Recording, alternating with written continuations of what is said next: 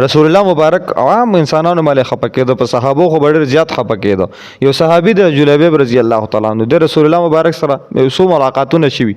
یو ملاقات ګورته رسول الله مبارک وی الا تتزوج، واده نه کوي؟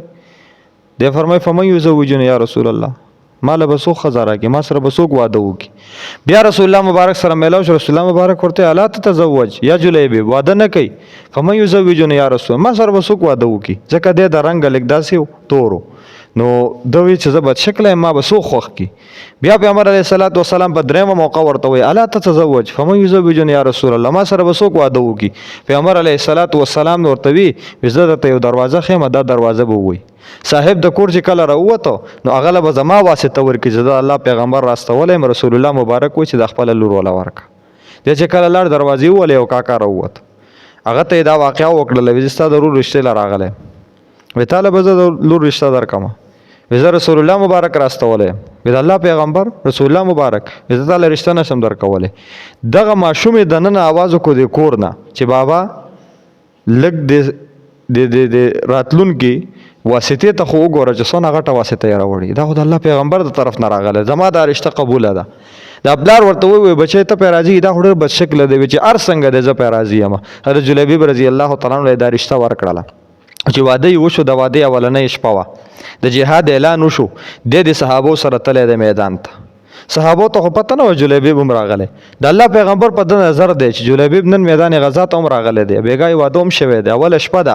پیغمبر علیه الصلاۃ والسلام جلیبیب رضی الله تعالی عنہ په نظر کې دی. نو چې کله صحابه کرام دا جنگ ختم شو، صحابه ته راغونډېدل د شهدا، نو چې ټول شهدا راجمع شو، د الله پیغمبر رالی داسې ګوري، رسول الله مبارک په سترګو کې لوندوالی دی، اوښکې دي، د الله پیغمبر ګوري، د جلیبیب پکې نشته دی. رسول الله مبارک صحابو ته وی ټول صحابه درته میلاو شوي، د الله پیغمبر ټول مو پیدا کړ.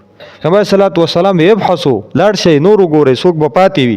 دوی وګرځېدل، الله پیغمبر ټول راته پیدا شوي. رسول الله مبارک ورته وی دغه غونډۍ نه وروسته به یو صحابي اماله راولئ.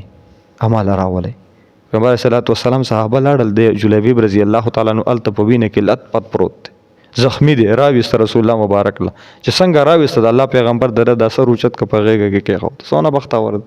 بیا پیغمبر علیه الصلاۃ والسلام ورته داسې کتل، د الله پیغمبر وایي ستا په جدایۍ ډېر خفه یم، تا خو اوس رشته شوې وه، اوس دې ما ته څو ځله مې نه تپوس وکړو ته یې ما له څوک رشته رانه راکړي، ما دې رشته وکړله، تا داسې پرېښوده ته د دنیا نه روانې په وینو کې لت پت. د الله پیغمبر ورسره دا کلام کو، د رسول الله مبارک دا اوښکې راوغورځېدلې، د جلیبیب رضی الله تعالی عنه د وینو سره دا اوښکې خلط مل شوي. صحابي فرمایي وای د دې اوښکو سره مو جلیبیب دفن کړی دی، دا جلیبیب به خدای ونه بخي چې رسول الله مبارک اوښکې په تن دې قبر ته وړي دي. ځکه پیغمبر صلی الله علیه وسلم جامه که د چا په تن تلې د الله پیغمبر د جامې د وجې نه، د الله پیغمبر د صادر د وجې نه الله هغه کس بخي، نو چې د جامې د وجې نه بخي، د رسول الله مبارک اوښکې ځان سره وړي جلیبیب قبر ته. رسول الله مبارک ډېره مینه کوله عامو مسلمانانو سره.